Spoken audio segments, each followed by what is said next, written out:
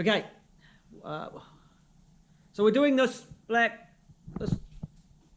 wait, the black Hilux isn't there.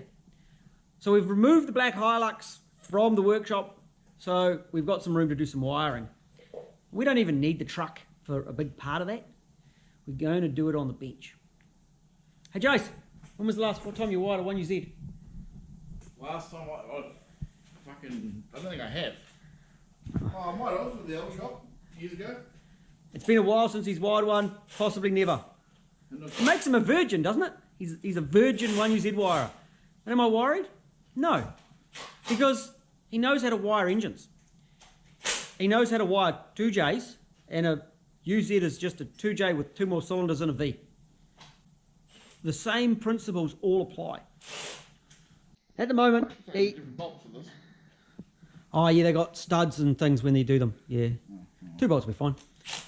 He is taking our test engine, which is a 3UZ, and it was set up with a 1UZ VVTi throttle body and the early coils. So he's going to swap that back to being a 3UZ. These are not 3UZ exhaust manifolds. I've had guys tell me that they wanted these because they were 3UZ. They are not. Aftermarket. Full drive-by-wire throttle body, so no cable. It's already got the fuel pressure sensor set up, so we will be wiring that. Oh, that's handy. We'll be flicking the switch out here, and we're putting, I think we're going to use a combo sensor, oil pressure, oil temp. Sure. One of the Bosch ones. Why not? That you don't fit directly to the block, but we're going to do it anyway. VVTi solenoids, water temp, pretty straightforward, some injectors, knock sensors. So the first step when we're doing a job like this is to do some planning. And so often we see guys not doing their planning properly, and it's just a stuff up. So what we've got, Hilux wiring loom. I've got the pinouts for this, found a factory ECU as well. I happen to have a Hilux grommet to work with. So Jason's going to confirm that this is the same as our information. It's not the same as that. Not the same as the link, but happens to have this whole folder is the correct information. The things to watch. This fella, front diff. So that goes through the engine loom for the front diff control. And it's got the front diff computer, which is in the cabin beside the ECU. So those need to be correct. So what you're trying to say is I need to put that in there as well. I think that'd be really good. Hangs off the right-hand front, below the alternator, goes down by the diff. There's our gearbox loom. That bit. Yeah, so what I often do is I go whink, cut it, oh it's about there actually, cut it there, and then put a plug, and then so you run new wires, but you've got a gearbox loom that can be put in separate. Nice and simple. We are going to run the stock ECU in this one. Now I've done a full series of wiring videos on this model Hilux using a standard ECU, or the standard Lexus 1UZ ECU, and it applies to the 3UZs. The principle is all the same. This one we're going to use a link ECU. We're going to use an aftermarket ECU. However, the standard ECU stays in place, so the temp gauge works. And we actually found out you can feed in the tacho signal from the VVTi, or the crank angle signal, to the diesel ECU, and the tacho will work. We're probably not going to do that on this one. We'll see how we feel, but that's an option. And I sat down too with ECU choice, and I went, well, I can do a Link Extreme, which has drive-by-wire, the new G4X, no peak and hold injectors. And I could do a CAN Lambda, which would give me 1 wideband. And for very similar money, I could do a Thunder, Link Thunder, which has got heaps more outputs and 2 built-in widebands. So it was pretty easy. So we'll be ordering one of those. What are you covering it in? Not dirt. He can do that. I definitely think he's going to cover it in dirt. And I think based on that, that kind of tells you what you should be covering it in. Not dirt. Yeah. Probably rake him. Rake him, which means you have to get it right 100%. You can't put other wires in after you get it wrong. So it's 100%. This isn't school where 50% is a pass. 100% only. Jason's actually already done the loom into the starter motor on the engine. So that's already fitted. So he's going to sit down. He's going to do a quick pin out of this one, check it's all good and it matches. And we'll get in and start pulling some wires. Morning, Jason. Morning. How you getting with your spaghetti? Multicoloured. Multicoloured? Yeah. Probably not very tasty. And how's your length? Not long enough. Did you find it got shorter? And you're putting it all together and it gets shorter and shorter and shorter. And then you put your braid on and it gets shorter again. Yeah. Hence I gave you 150 mils extra on the measurements. No, of course. It was getting shorter because the weight of it. Yeah, there you go, yeah. And how are you getting on working with this little tiny wire? Almost need glasses. Nah, it's alright. Skinny little finger, need little fingers. Right. I have actually ordered your Thunder. My Thunder. I've ordered your Thunder. Oh, yeah. Cool. Days of Thunder? Yeah, Days of Thunder. Yeah, that's good you're thinking. And you see you found the coil pack with the markings on it? There's one on the other side as well. Yeah. That saves me having to think. So I don't have to find pinouts. I just have a coil. And then I've also got my cylinders numbered, so when it's late at night and I'm working away, I can just go into brain dead motion and it just happens and you don't get it wrong. All your power feeds. So on this side, you've got six power feeds, VVTi solenoids, your injectors, and your purge solenoid on one circuit. And then you've got all your coils on the other circuit, haven't you? And I think you've got 6 power feeds on this side as well. Yep. VVTi solenoid and the AVIS on this side. Yep. I haven't actually got all the connectors for you yet, have I? No, haven't you? They're in the boxes. That's right. I'll just put them all over the bench just to really make it fun. And where's that pressure sensor? Which one? This one. That one. Combined oil pressure, oil temperature. So that'll give us an extra input and we'll be able to monitor oil temp as well. I was actually having a discussion this morning and a man asked me what lesser ECU he could run his VVTi on. And it's really interesting to look at that. If you don't want wideband sensors and lots of nice stuff and you're not running drive-by-wire, you could actually run a Monsoon on a VVTi. But you're not going to have a lot of good things in it. It's going to be grouped injection, it's going to, or semi-sequential, it's going to be wasted spark, and it won't do the drive-by-wire, and you won't have the extra outputs that we need for a job like this. With the Storm, you'd get more outputs, and even with the Extreme, you'd get more outputs. But in this particular vehicle, we want to do aircon, we want to do all the dash lights correctly, and we start to limit what we can actually do externally. The engine is enough outputs, but there aren't enough for the vehicle. So if we took a Link Extreme and we added 1 can Lambda, we're actually going to spend the same amount of money as, or very similar to the Thunder, which I was talking about yesterday. So it's kind of doesn't work.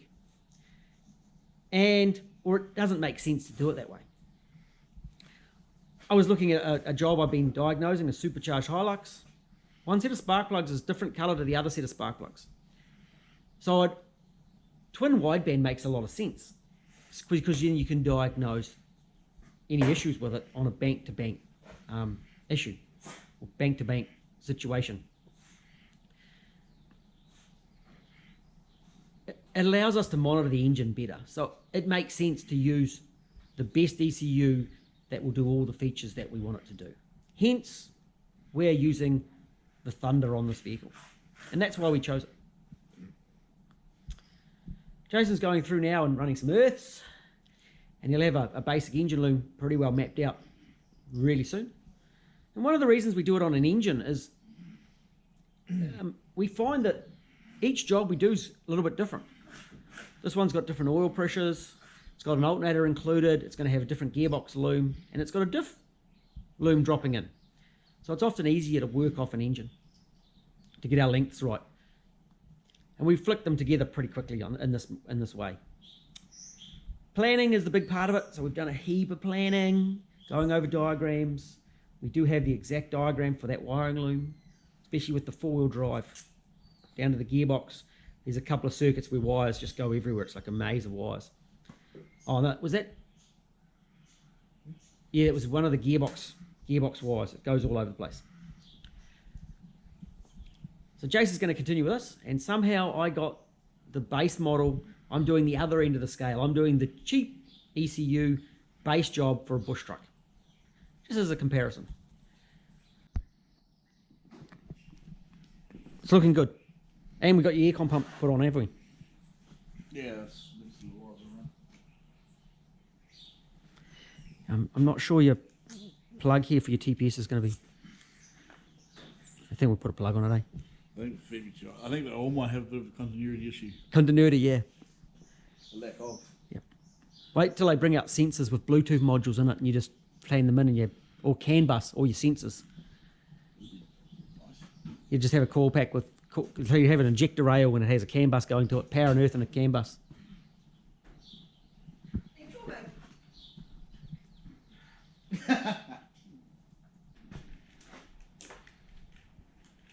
Jason gets one go at this, because once you seal this thing up, you don't get to put extra wires in. So let's review it. 4 for the oil pressure, oil temp sensor. Correct. 4. Oh, yeah, true. 5 volt earth, sensor earth, oil temp and oil pressure. That's 4. It's 4, yes. 4, good. Crankshaft position sensor. Shielded 22 gauge. Aircon pump. 5 wires. Clutch, speed sensors and solenoid. Camshaft position sensor.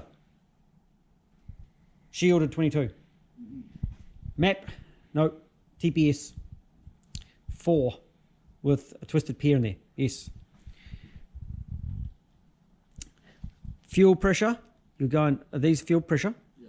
You're probably going to be too short. They're not going to get in there. Hey, you put them in there. You might have to pull it a little bit more. Yeah. The loom is sitting back a little bit to the way I'm pulling it. Oh, it's because it's pulled back, yep. So that you get up, okay. It'll sit up further up. Oh, yeah, there. It's just the weight on that corner. Yep. Yeah, you're at Yeah, it's still might inform through a little bit. So there was 1% there. 1, 2, 3, 4 coils with 3 wires each. Correct. Same power feed's got a popping wire off, which is this one, for the suppressor. Yep.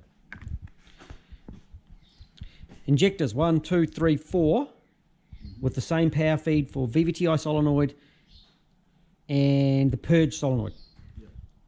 So then we've got purge and the injectors, of course. So they're all on, right? VVTi cam position, twin core 22 shielded. Yep. So on this side. So that's that side. Drive-by-wire, 20 gauge shielded. EFI water temp, and we're not doing any gauge because we're turning the pull-up resistor off and running it through both ECUs with the one sensor. Air temp somewhere out here, yep. Where are you putting that? Yeah. Same thing, VVTi solenoid, the injectors, and AVIS. Yep.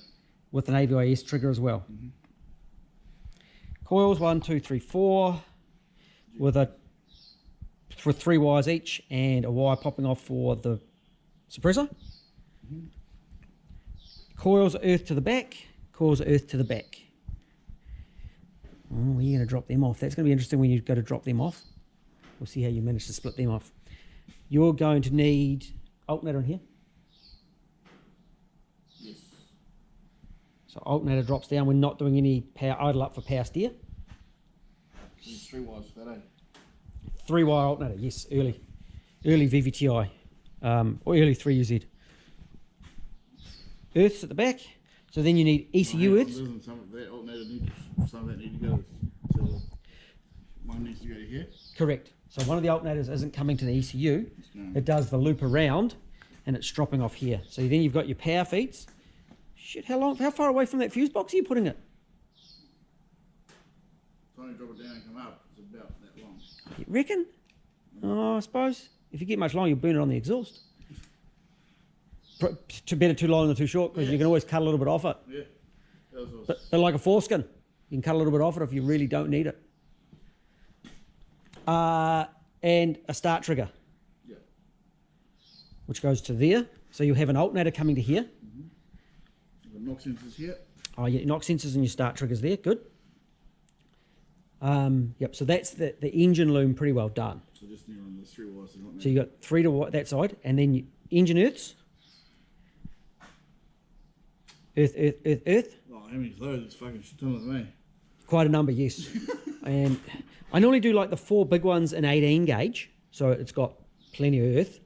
And then I do some 20 gauge to the like the little fellas, and I normally do like a 20 gauge in for the relays and fuses. So it's earthed to the engine, not to the body. I don't mind which way you do it, as long as the engine earth doesn't come through the loom and then earth to the body here. No. Because it'll track. If you don't have a main engine earth, someone does the main engine earth not tight enough, zippy, it uses that one. So we don't do that. And then, of course, you've got your gearbox wiring. Yeah, that's where sort of there is. So yeah, that's where you're at. I see where you're at. And, lambdas. Wide bands. Alright, that's right. Yep, oh, that's why I just sort of stopped where I was. And Yeah, all right. You're on the right track. It's looking good. Oh. You know what we didn't say, you know what I didn't say over here? Which is these ones, is the map sensor. yeah, those ones. Yep, so you've got your purge over the front here somewhere, which I can't see. Keeps killing itself up in the ball. Oh, yeah. So in the ball there somewhere, there's a purge. Yep. So you can just count the wires for there and run it appropriately. And, don't forget your 2 fan triggers here. Oh, they're coming out the okay. Yeah. And if you've got some, it wouldn't hurt into this area to drop a couple of extras from here to the ECU. Yeah. So if you wanted to feed a signal back and forth or anything like that, that they're actually in there, because this is going to plug in anyway, and you'll find on the back side of the plug, there's no terminals.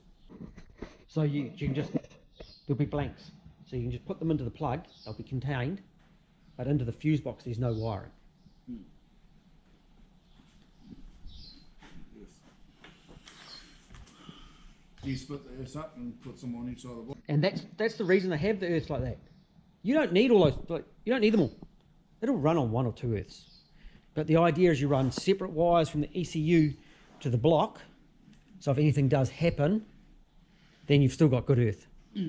So yeah, I definitely put either the plugs or alternative on the plugs to each side. So I'm quite strict on that one.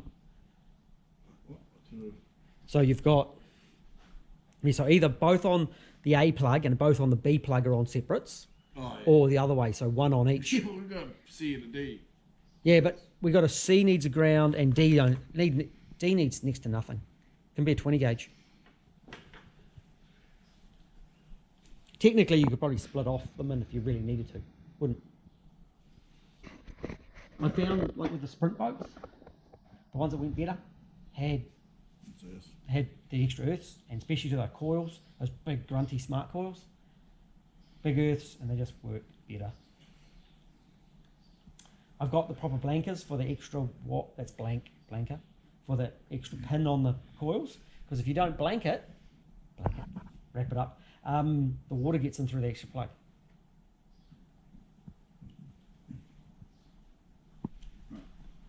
I think that's everything, eh? You look good? Yep. I'll go back to my Spectronics. So we're back into this. Jason's wiring, connecting that bit to that bit with those plug things over there. And these plug bits. So he's got probably about a day and a half, if he's really pulls his finger out, to connect all the plugs and connectors, multimeter test it back to each of these plugs, and put the ECU plugs on and the body plugs on. Of course, he needs to remember to put that fella on, so that's probably pretty important. We haven't opened that up, we haven't cut it. It's a factory Hilux rubber off the loom. We've laid out all our connectors to do this job, and he's got some paperwork. You ready? About a day and a half, you'll have this ready to put to the car. Sure. Why not? It's about how long it's going to take. And I think a lot of people don't realise how long a lot of this wiring it actually takes to get done. There's a lot of work involved in getting this right, because once this loom's sealed up, that's it. It's pretty much you cut it apart if it needs to be repaired. So you get it right once the first time. Especially with that Raychem, it's a one-way trip. So we'll check out with Jason in a few hours, see how he's getting on, and hopefully he's still having a good time and smiling. And if not, we'll keep all the screwdrivers and sharp objects away from him.